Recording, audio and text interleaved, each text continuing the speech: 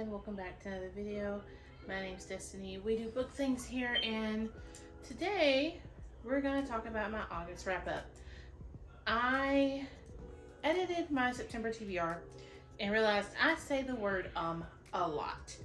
So I started doing research on ways to not say that as much and to make your thoughts flow a little easier, things like that. And one of them was to focus on something else as you talk, and sometimes that helps.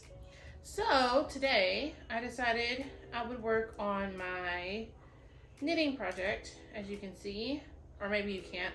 I'm knitting as well while I'm talking to you, to see if that would help with that problem. It doesn't help. So to begin, I want to start by talking about my books in chronological order. I figured this would be the easiest way to do it.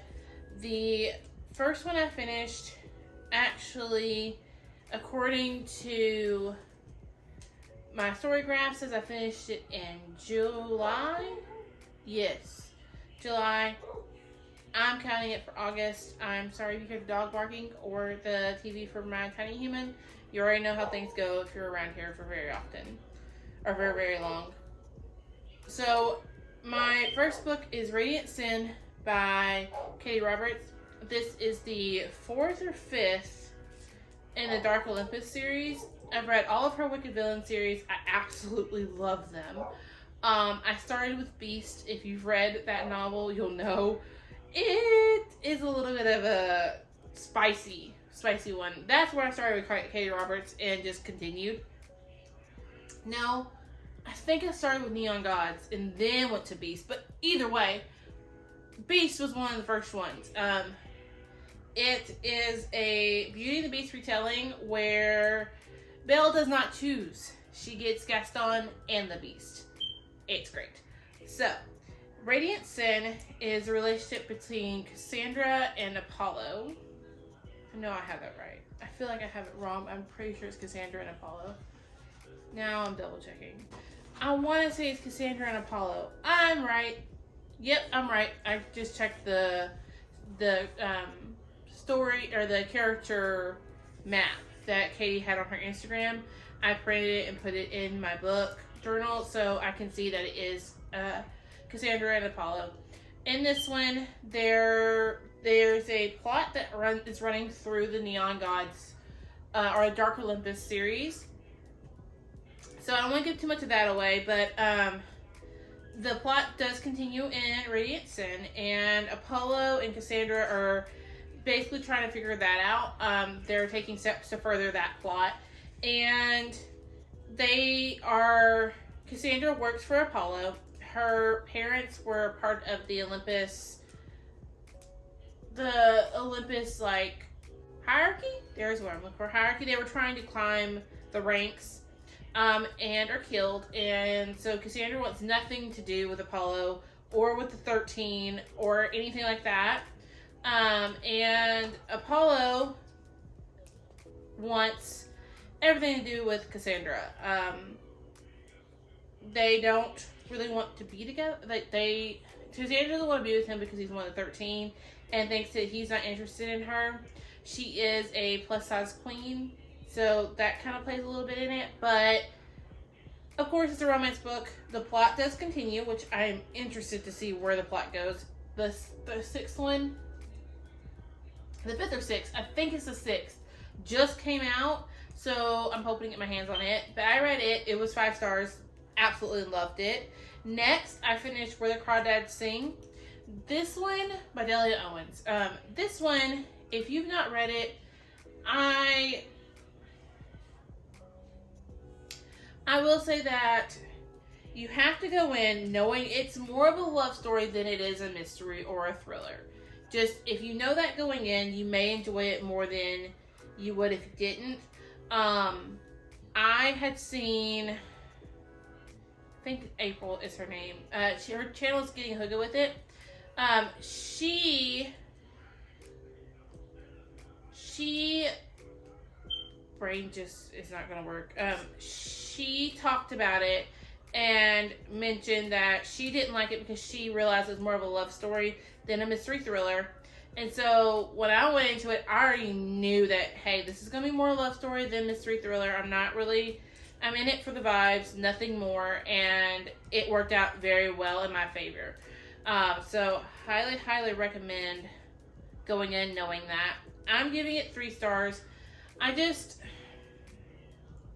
This is one of those that there was nothing absolutely wrong with it, but there was nothing absolutely great about it for me.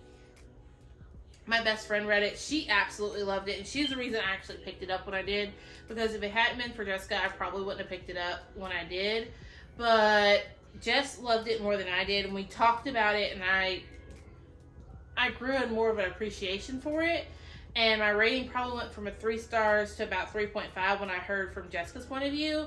But it still wasn't anything great to me. And honestly, it's not one that I think I would see myself rereading anytime soon. So, yeah.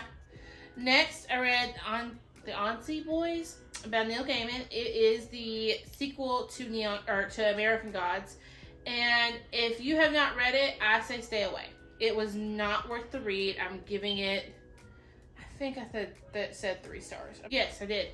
I gave it 3 stars.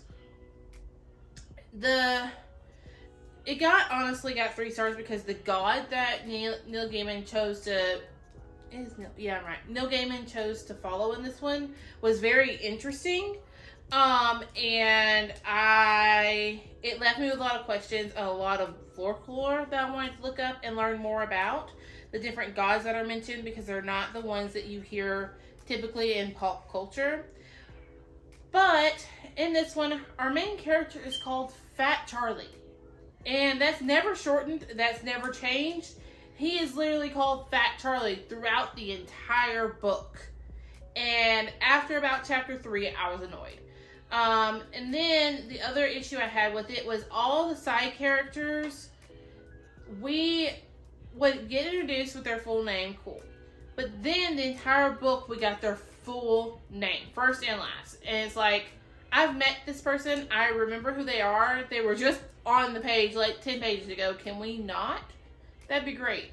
I did listen to this, so I think if I had physically read it, the names probably wouldn't have bothered me as much, because I could have just tuned it out in my own head. But listening to it, it jarred me out of the story every time it happened. So if you have read American Gods, I say stop there. I do not recommend picking up the sequel. I did not enjoy it at all. So next, I finished Fourth Wing. Fourth Wing started my month of smut, is what I'm calling this. So I read Fourth Wing, I listened to it, and physically read it at the same time. I just kind of tossed and turned between the two. And I loved it. Now, Fourth Wing is not for you if you don't like YA, if you don't like love stories, and you don't like convenience in your books, you don't like disbanding your belief to a certain point. Fourth Wing is not for you. Let me just go into that. Fourth Wing is not for you. It's definitely for fans of Sarah J. Maas,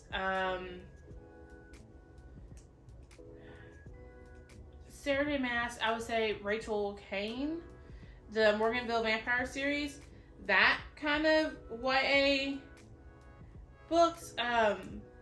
Who wrote the Vampire Academy?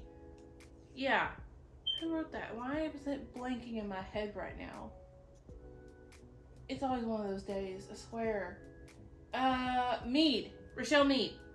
If you're fans of Rochelle Mead, this book was definitely for us. I loved it. I loved every bit of it. The Iron Flame comes out November the 7th, if I remember correctly. And your girl is so excited for it. I'm not going to go into much of a discussion on Fourth Wing. I plan on doing a full video about it, if I remember. See, there it is, right there. This is not working.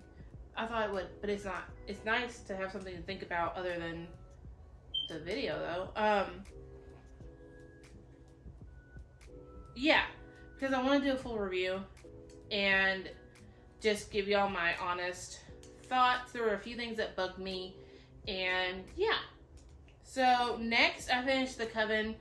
And honestly, I don't remember who this is by. It was not one of my favorites. It got me started thinking that maybe I'm not a dark romance girly, because I have an issue when there's no explicit consent given. That bugs me, and it might be just my own history or whatever, but I don't think I'm a dark romance girly because I need consent on the page. I don't think I'll ever get to a point where I can romanticize a relationship where she is not giving clear consent and he's doing what he wants anyways. But I read The Coven. It is a dark romance. It's pretty interesting. It's between a demon and a witch. She knows she's a witch. Her mother warned her that there's a school that they all have to go to and their magic is taken and it's just bad shit all around, and her mom warned her about it and told her that one day they were going to come for her on her, I want to say her 16th birthday or 17th birthday. And so this is age gap too. So the demon comes to get her, and that's how that happens. Again, it was not my favorite at all. I would not recommend, honestly. If you like dark romance, then definitely give it a try. But I don't think I'm a dark romance girly. The next one I finished, the next 5 I finished, I'm not going to talk about individually. It was a whole mafia romance series. And it's Devil's Playground, is what the series is called, by Vivi Page. And I enjoyed these a little bit more. All of them got either 4 or 3 stars. So definitely enjoyed. Would not read again. So didn't get 5 stars. These were, I wish I had given myself a break in between them. I listened to them all, just one after another, and I wish I hadn't, because I finished them within a week. And honestly, by the end of it, the plot, for me, became a little stagnant and repetitive. It became really, really repetitive. Yeah, I enjoyed them though, and there's still that sense of disbelief you kind of have to extend for these two, because again, no clear consent is really given the first time they interact. From then on there is, but from at first there's not. The next one I finished was Game of Gods. This one is the Hades version of the last one in the Hades and Persephone series by Scarlett St. Clair.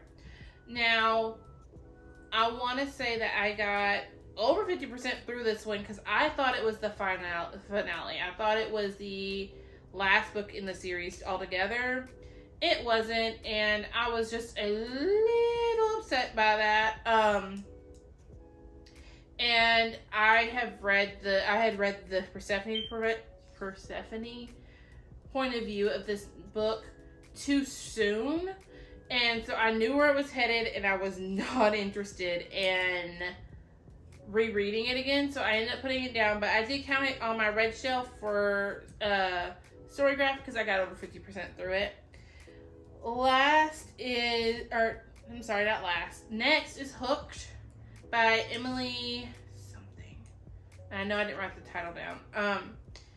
That one was interesting. It's been all over Book Talk. I decided to pick it up because it is dark romance on Book Talk, and I'm not going to go through my issues, the same issues I had before. This one does have more consent, but honestly, I feel like Wendy should have been more pissed off. Just saying.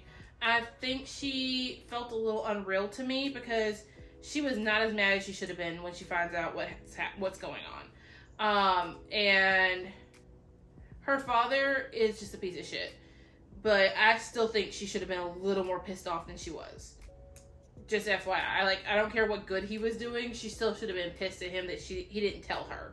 Like, he started this all off fictitiously, and I think she should have been pissed.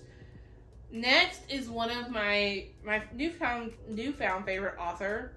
And I will read anything she puts out, and that is Jenny Lawson's. That's Jenny Lawson, and the book is Let's Pretend This Never Happened. It's her first novel that she wrote. I read her novels backwards. And honestly, I love this one so much. I actually annotated this one because I physically read it. The rest of them I listened to audibly, but my library nor Scribd had Let's Pretend This Never Happened. And so I had to physically read it, but I do not blah, blah, blah, blah, blah. I do not regret that at all. I gave it 5 stars, of course. It was wonderful. Jenny has a unique voice that's just hilarious and so relatable. This one had more of her family in it, who, honestly, I love her father. If she ever watches my videos, I love her father. I think he's hilarious. I do live in Texas myself and born and raised, and so some of the things her father does, it makes me laugh because I can see my grandfather doing that. As a kid, we ate raccoon because he decided he could shoot it and cook it and literally fed it to us because he did it when he was little. We needed the experience too. That was his thought process, and honestly, Papa was amazing. Jenny is so wonderful. I have a quote. I was trying to see which one I wanted to read because I only want to read one here. So I know which one I'll read to you. So in this case, she's talking about Jenkins. Jenkins is the quail that her father claims is a quail. He's really a turkey, a big old turkey. And he has followed her to school, and she's talking about how she tries to like make everybody think that she's not with Jenkins and she doesn't know this crazy bird following her. And she's talking about how she was trying to fake it. And the quote is, "You should accept who you are, because if you try to be someone else or try to be someone you aren't, then eventually some turkey's going to shit all over your well-crafted facade. So you might as well save yourself the effort and enjoy your zombie books." So basically, she was trying to fit in with school and trying to be the Miss Popular. She wasn't reading the books she normally likes and stuff like that. Trying to be, as we all did as kids, fit in. And Jenkins shows up at school and shits all over the entryway. And her sister and her called in the principal's office about said turkey. And her father has to come clean up said shit at her little Texas school. And yeah. And that was her response and her wisdom. I laughed so much in this book. It was one of the first physical books I've read in a little while, and it just made my heart so freaking happy. Now, lastly, I think I have I have two more. And this won't last long. First one's Wife Between Us. This one I have seen people talk about on Book Talk and on BookTube. That's the word I'm looking for, BookTube. And honestly, I wish I had never read it. It was not what I thought it was. This may be my own listening comprehension, because I was driving when I started this novel.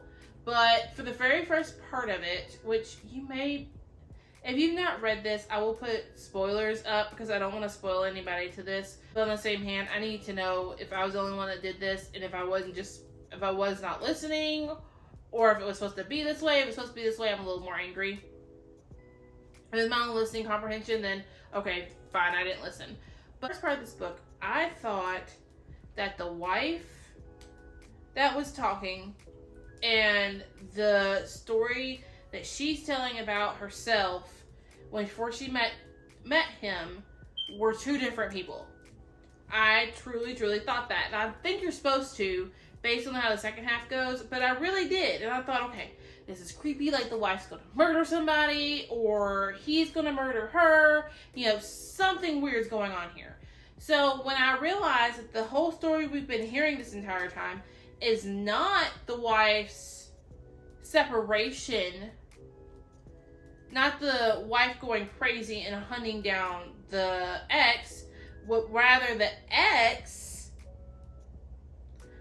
talking about her life, like the ex-wife talking about her life and what she's doing stalking the new girlfriend in the present timeline as well, it just made me angry. I was like, okay, then why did you put me through all that? Why didn't you just say that? I know it was probably the plot detail to like lock you in, and that was supposed to be one of the twists. Well, what you've heard is her life before him. Now you're going to hear about the new one. Like, it just